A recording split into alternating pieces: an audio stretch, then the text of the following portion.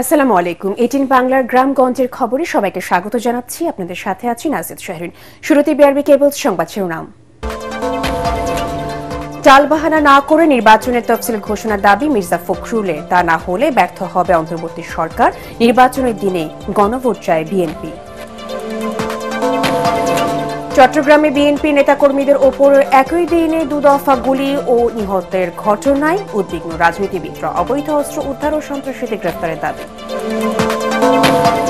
হবিগঞ্জের মুরাদপুরের সেতুর অভাবে চরম দুর্ভোগে এলাকাবাসী। প্রায় ঘটছে দুর্ঘটনা, দ্রুত ব্রিজ নির্মাণের দাবি। এবং হঠাৎ করে অস্বাভাবিকভাবে বেড়েছে পেঁয়াজের দাম, বিপাকে ক্রেতারা।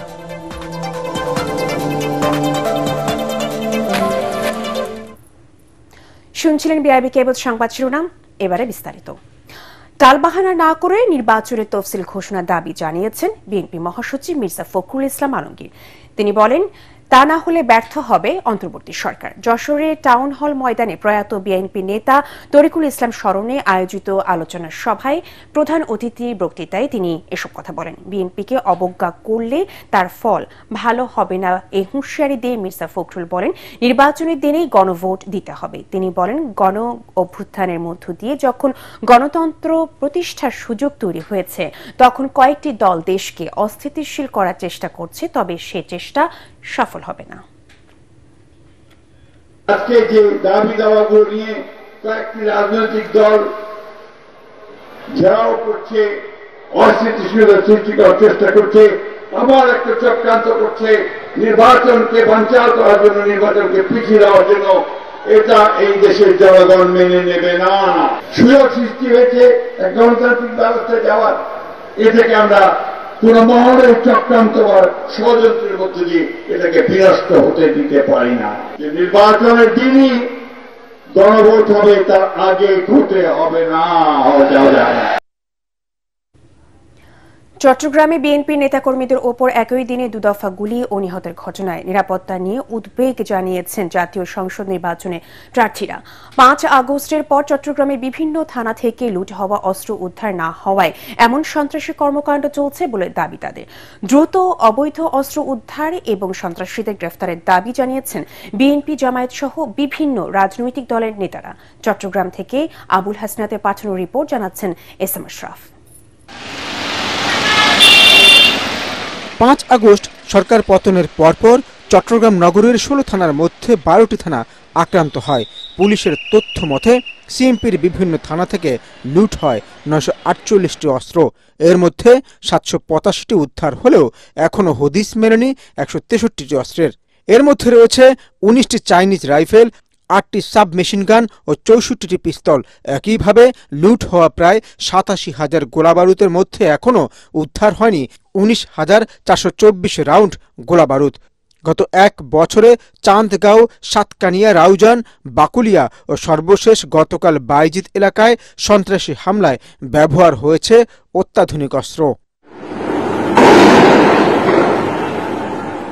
রাজনীতিবিদদের অভিযোগ, লুট হওয়া অস্ত্র ব্যবহার হচ্ছে নানা সন্ত্রাসী কর্মকাণ্ডে। এতে এ পর্যন্ত নিহত হয়েছেন 20 জনের বেশি মানুষ। থানা থেকে লুট হওয়া অস্ত্র এই হত্যা সন্ত্রাসে ব্যবহার হচ্ছে বলে অভিযোগ এই বিএনপি নেতাদের। গুলিবিদ্ধ বিএনপি নেতা এরশাদ উল্লাহকে হাসপাতালে দেখতে গিয়ে বিএনপি নেতারা এই অভিযোগ করেন। এই ধরনের ঘটনা স্বাভাবিকভাবেই নির্বাচনকে বাধাগ্রস্ত করে, কিন্তু ইনশাআল্লাহ এটা বাধা দিতে পারবে না। এখন পর্যন্ত দৃশ্যমান কোনো থানা লুটের অস্ত্র উদ্ধারের আমরা দেখিনি। আজকে যে ঘটনা ঘটেছে, আমরা গোয়েন্দা সংস্থা মারফত জানতে পেরেছি এগুলো সার্ভিস ওয়েপনের অস্ত্র, মানে এগুলা কোনো বাহিনীর অস্ত্র, তার মানে থানা লুটের অস্ত্র। স্পষ্ট বলতে চাই যে সন্ত্রাসীদের কোনো দল নেই, কোনো ধর্ম নেই, কোনো জাত নেই। সন্ত্রাসী কাজে তাদের বিরুদ্ধে আইন শৃঙ্খলা বাহিনীকে আমি বলবো সর্বোচ্চভাবে তাদের বিরুদ্ধে ব্যবস্থা নেওয়ার জন্য। নির্বাচনী জনসংযোগে এমন সশস্ত্র হামলা ও হত্যার ঘটনায় উদ্বেগ জানিয়েছে জামায়াতে ইসলামী। আমি দাবি করছি আগামীকালে 10টার মধ্যে সবাইকে গ্রেফতার করা হবে। ভিডিও ফুটেজ দেখে সবাইকে গ্রেফতার করে আইনের আওতায় আনে তাদেরকে রিমান্ডে নেওয়া হবে। সন্ত্রাসী কর্মকাণ্ডে বন্ধে পুলিশ তৎপর রয়েছে বলে জানালেন এই পুলিশ কর্মকর্তা। নির্বাচনে অংশগ্রহণকারী যত দল আছে বিএনপি, জামাত, এনসিপি, অন্যান্য দল, তাদের প্রত্যেকের যে যে জনসংযোগ বা ইলেকশন ক্যাম্পেইন, এই সমস্ত এগুলা লোকাল থানায় এবং সিটিএসবিতে অন্তত 24 ঘন্টা আগে ইনফর্ম করতে হবে। ইনফর্ম করলে আমরা প্রার্থী এবং তাদের যে জনসভা সেগুলোর সিকিউরিটির জন্য আমরা অতিরিক্ত পুলিশ মোতায়েন করব। গত 8 মাসে অন্তত 5টি হত্যাকাণ্ড ও 7টি হামলার ঘটনায় নাম এসেছে চট্টগ্রামের ছোট সাজ্জাদ গ্রুপের বিরুদ্ধে। গত 15 মার্চ দিবাগত রাতে রাজধানীর বসুন্ধরা সিটি থেকে সাজ্জাদকে গ্রেপ্তার করে পুলিশ। অভিযোগ রয়েছে জেলে বন্দী থাকলেও তার ইশারাতেই চলে হত্যাসহ নানা অপরাধ। বুড়ির নাতি হিসেবে পরিচিত ছোট সাজ্জাদ হাটহাজারীর শিকারপুরের বাসিন্দা। তার বিরুদ্ধে হত্যা, অস্ত্র, চাঁদাবাজির 15টিরও বেশি মামলা রয়েছে। এসব ঘটনায় তার স্ত্রী তামান্নাও চট্টগ্রাম কারাগারে বন্দী আছেন। Bureau report, ATN Bangla. Munshiganj 1 আসনে চূড়ান্ত প্রার্থী নির্বাচনে মনোনয়ন বোর্ড অবশ্যই যথাযথ বিবেচনা করবে বলে আশাবাদ ব্যক্ত করেছেন বিএনপির কেন্দ্রীয় নির্বাহী কমিটির স্বেচ্ছাসেবক বিষয়ক সম্পাদক মীর শরফত আলী সপু। সিরাজদি খান উপজেলার ইছাপুরা, মালখানগর ও শ্রীনগর উপজেলা ছনবাড়ি এলাকায় বিএনপির প্রস্তাবিত 31 দফার লিফলেট বিতরণ ও পথসভায় তিনি একথা বলেন। মুন্সিগঞ্জ 1 আসনে জনপ্রিয় প্রার্থী চূড়ান্ত মনোনয়ন পাবে বলেও আশা প্রকাশ করেন সপু। বিএনপি ও অঙ্গ সংগঠনের নেতাকর্মীরা এ সময় উপস্থিত ছিলেন।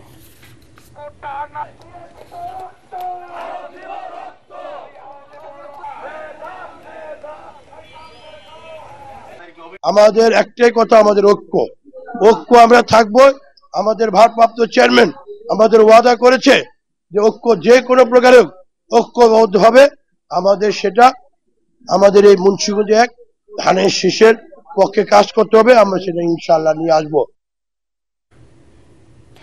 আগামী নির্বাচনে প্রথমবারের মতো প্রবাসীরা ভোট দেবেন। এই সুযোগ কোনোভাবে হাতছাড়া না করার আহ্বান জানিয়েছেন মানিকগঞ্জ 2 আসনের বিএনপি মনোনীত প্রার্থী প্রকৌশলী মাইনুল ইসলাম শান্ত। বুধবার মানিকগঞ্জের হরিরামপুরের বলরা ইউনিয়ন যুবদল আয়োজিত নির্বাচনী মতবিনিময় সভায় প্রধান অতিথির বক্তব্যে তিনি এসব কথা বলেন। মাইনুল ইসলাম শান্ত আরও বলেন, এবার প্রায় 1,50,00,000 প্রবাসী ভোটার রয়েছে, যা মোট ভোটারের প্রায় 10%। খুব দ্রুত সময়ের মধ্যে তাদের দূতাবাসে গিয়ে অনলাইন নিবন্ধন করার আহ্বান জানান তিনি।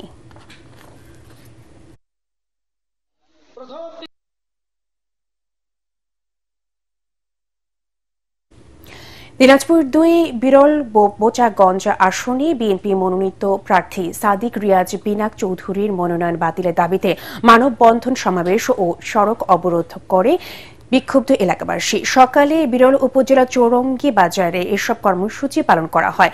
মানববন্ধন চলাকালে বক্তারা বলেন, সাদিক রিয়াদ বিনাক চৌধুরী একজন আওয়ামী লীগের দোসর। সাবেক নৌমন্ত্রী খালেদ মাহমুদ চৌধুরীর সাথে আতাত করে তিনি মাঠে ছিলেন। একই সময় বিরল উপজেলার ভান্ডারা ইউনিয়নের রামপুরে মানববন্ধন করেন বিক্ষুব্ধরা।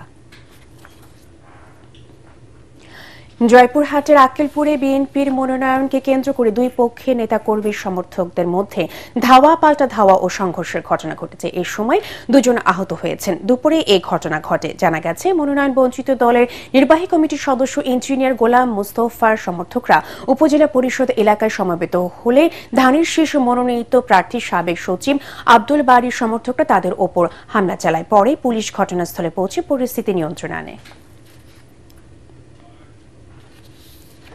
জাতীয় সংসদ নির্বাচনকে সামনে রেখে বরিশালে মতবিনিময় সভা করেছে জেলা ও মহানগর বিএনপি। নগরীর অশ্বিনী কুমার হলে সভায় প্রধান অতিথি ছিলেন বরিশাল 5 আসনে বিএনপি মনোনীত প্রার্থী ও দলের চেয়ারপারসন উপদেষ্টা অ্যাডভোকেট মুজিবুর রহমান সরোয়ার, মহানগর বিএনপির আহ্বায়ক মনিরুজ্জামান ফারুক, সদস্য সচিব জিয়াউদ্দিন শিকদার ও বরিশাল দক্ষিণ জেলা বিএনপির সদস্য সচিব অ্যাডভোকেট আবুল কালাম শাহিন সভায় বক্তব্য রাখেন।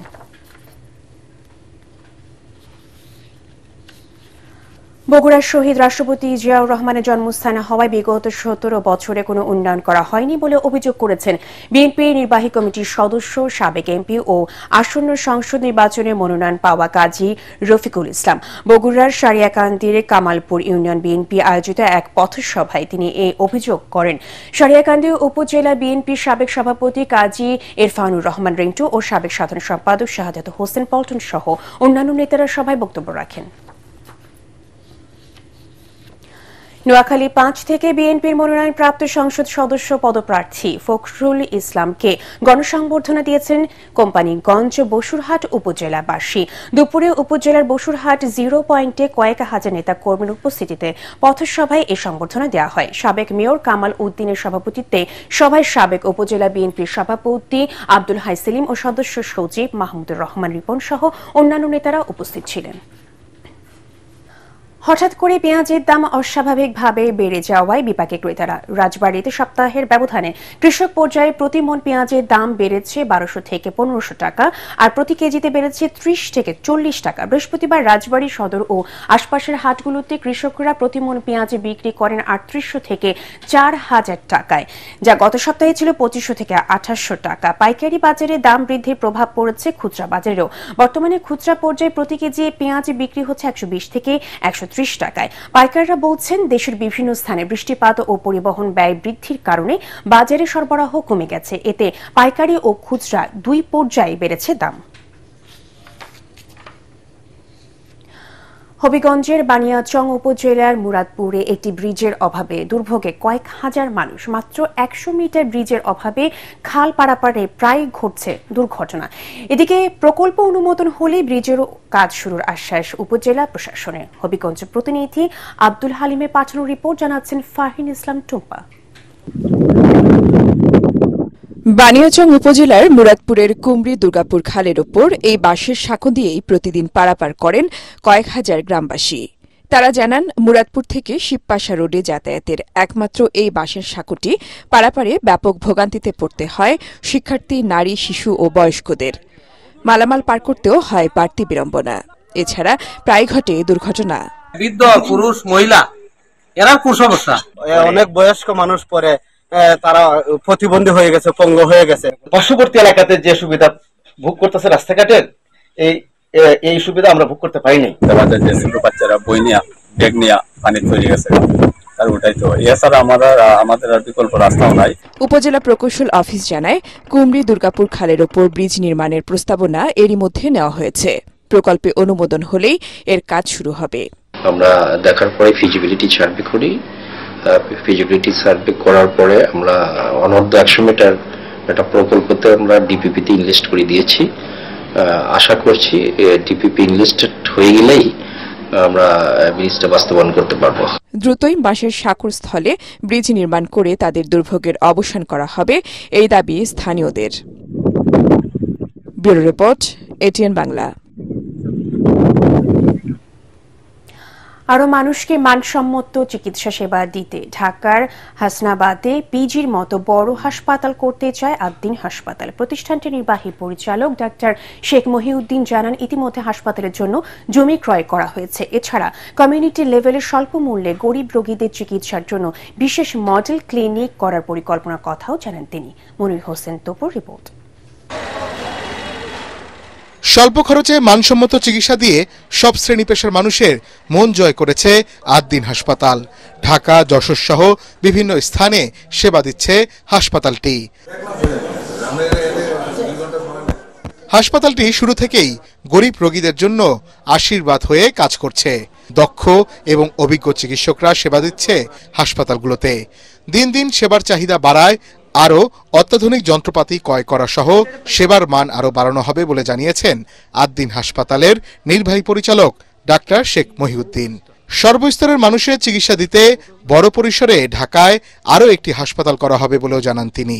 আদ্দিন নিয়ে যেটা সামনের পরিকল্পনা, সেটা হচ্ছে যে সেবাটা আছে সেবার মানটা বাড়ানো, এক নম্বর। তারপর সেবার চাহিদা অনেক বেড়ে গেছে, সেটা আমাদের করা খুব ডিফিকাল্ট হয়ে যাচ্ছে। এখানে আমাদের একটা বিরাট স্ট্রাগল, আমাদের বিরাট একটা এখানে চ্যালেঞ্জ এসে গেছে।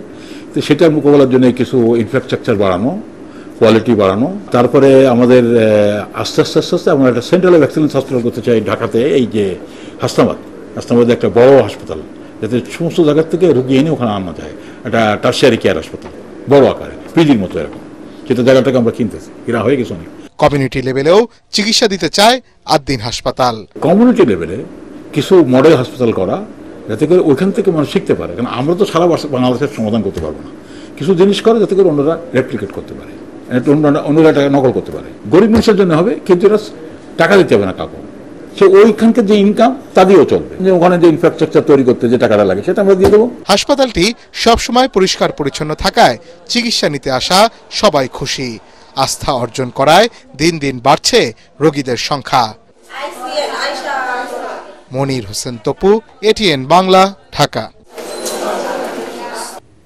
তিস্তা নদী রক্ষায় চলমান আন্দোলনের প্রতি সংহতি জানিয়ে তরুণদের সংগঠন জেন জি লালমনিরহাটে আয়োজন করে জাগো বাহে তিস্তা বাঁচাই শিরোনামে ফ্ল্যাশ মব। লালমনিরহাটে মহেন্দ্রনগর মোস্তফিরহাট ও বড়বাড়ি এলাকায় ঢাকা লালমনিরহাট বুড়িমারি মহাসড়কে এ ফ্ল্যাশ মব সফলভাবে সম্পন্ন হয়। ফ্ল্যাশ মবের উদ্বোধন করেন তিস্তা নদীর রক্ষা আন্দোলনের প্রধান সমন্বয়ক ও লালমনিরহাট জেলা বিএনপি সভাপতি এবং সদর আসনে এমপি প্রার্থী অধ্যক্ষ আসাদুল হাবিব দুলু। এই আন্দোলনে একাত্মতা ঘোষণা করেন তিস্তা বাঁচাও নদী বাঁচাও সংগ্রাম পরিষদের সভাপতি নজরুল ইসলাম হাক্কানি ও সাধারণ সম্পাদক সোফিয়ার রহমান। বিগত সময়ে কিছু স্বার্থান্বেষী তাদের নিজেদের প্রয়োজনে পুলিশকে অনৈতিক ও অন্যায়ভাবে ব্যবহার করার ফলে পুলিশের কার্যক্রমের প্রতি মানুষের বিরূপ ধারণার সৃষ্টি হয়েছে বলে মন্তব্য করেছেন অতিরিক্ত আইজিপি সর্দার নুরুল আমিন। সকালে নোয়াখালী পুলিশ ট্রেনিং সেন্টারে 52তম টিআরসি ব্যাচের প্রশিক্ষণ সমাপনী কুচকাওয়াজ অনুষ্ঠানে তিনি মন্তব্য করেন। নোয়াখালী পুলিশ ট্রেনিং সেন্টারের কমান্ড্যান্ট ডিআইজি হায়দার আলী খান ও জেলা পুলিশ সুপার আবদুল্লাহ আল ফারুক সহ অন্যান্যরা এই সময় উপস্থিত ছিলেন।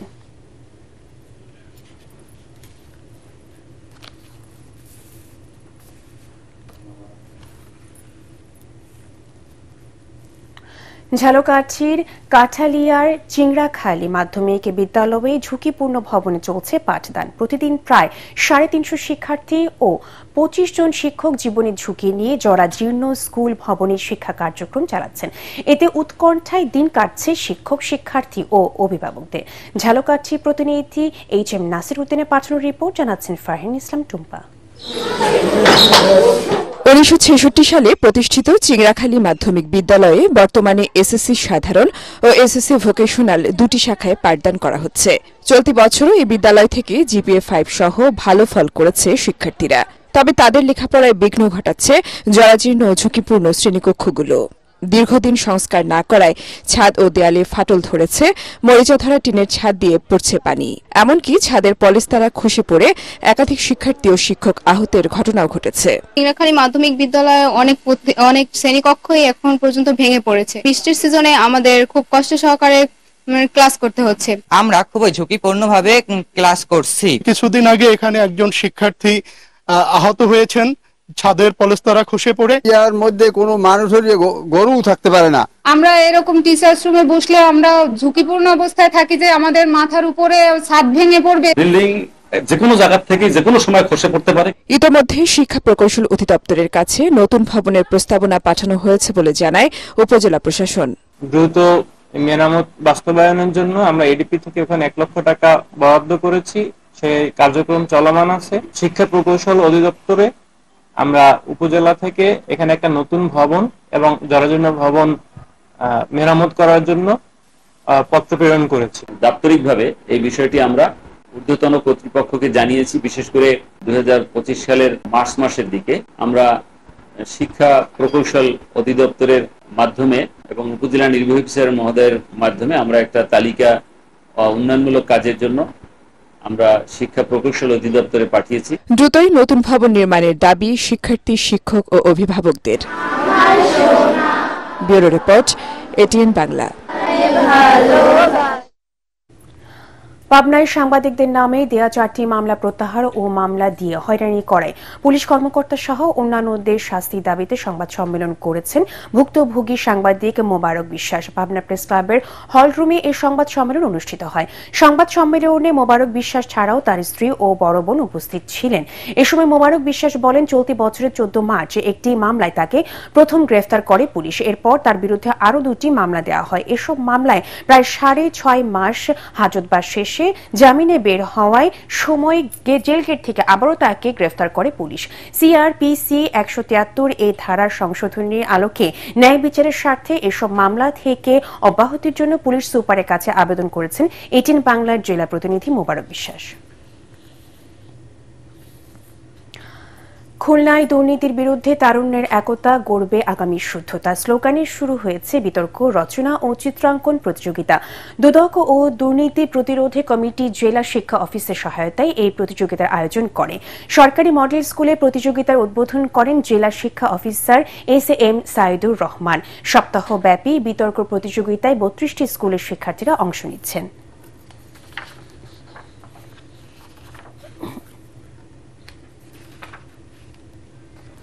সুনামগঞ্জে বৃহৎ বালু মহাল ধোপা জানে অবৈধ ড্রেজার মেশিন দিয়ে পাড় কাটা ও বালু লুট বন্ধের দাবি জানিয়ে মানববন্ধন করেছে নদী তীরবর্তী এলাকার বাসিন্দারা। দুপুরে শহরের আলফাত স্কোয়ারে এই মানববন্ধন করা হয়। এ সময় বক্তারা ব্যক্তি মালিকানাধীন জমি থেকে বালু লুট বন্ধ এবং এর সাথে জড়িতদের গ্রেফতার ও শাস্তির দাবি জানান।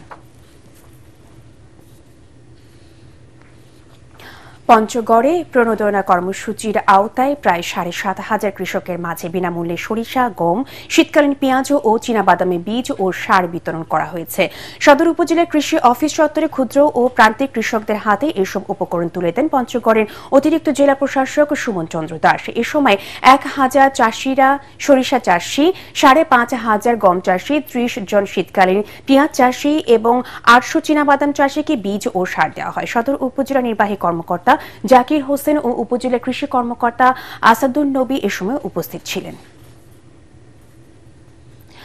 মৌলভীবাজারে শুরু হয়েছে মণিপুরীদের ঐতিহ্যবাহী মহারাস উৎসব।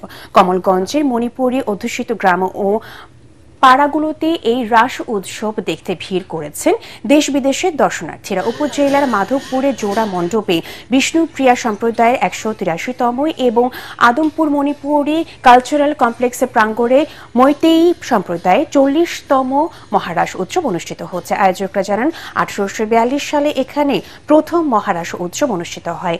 এর প্রবর্তক ছিলেন মণিপুরের রাজা ভাগ্যচন্দ্র। মণিপুরীদের ঐতিহ্যবাহী নৃত্যের পোশাকে নিচে গিয়ে কৃষ্ণ বন্দনা চলে ভোর পর্যন্ত।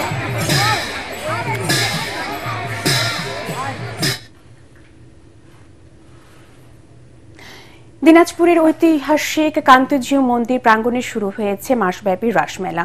অগণিত ভক্তের পূজা অর্চনার মধ্য দিয়ে বুধবার বিকেল থেকে শুরু হয় এই মেলা। আয়োজকরা জানান রাস পূর্ণিমার রাত থেকে সেখানে ভিড় করেন দেশ বিদেশের হাজারো ভক্ত, পুণ্যার্থী ও দর্শক। মেলায় অপ্রীতিকর ঘটনা এড়াতে নেওয়া হয়েছে ব্যাপক নিরাপত্তা ব্যবস্থা। ১৭৫২ খ্রিস্টাব্দে মন্দির প্রতিষ্ঠার পর হতে দিনাজপুরের কাহারুল উপজেলার ঢেপা নদীর পশ্চিম তীরে কান্তজিউ মন্দিরে হাজারো ভক্তের উপস্থিতিতে পূজা অর্চনার মধ্য দিয়ে রাসমেলা অনুষ্ঠিত হয়ে আসছে।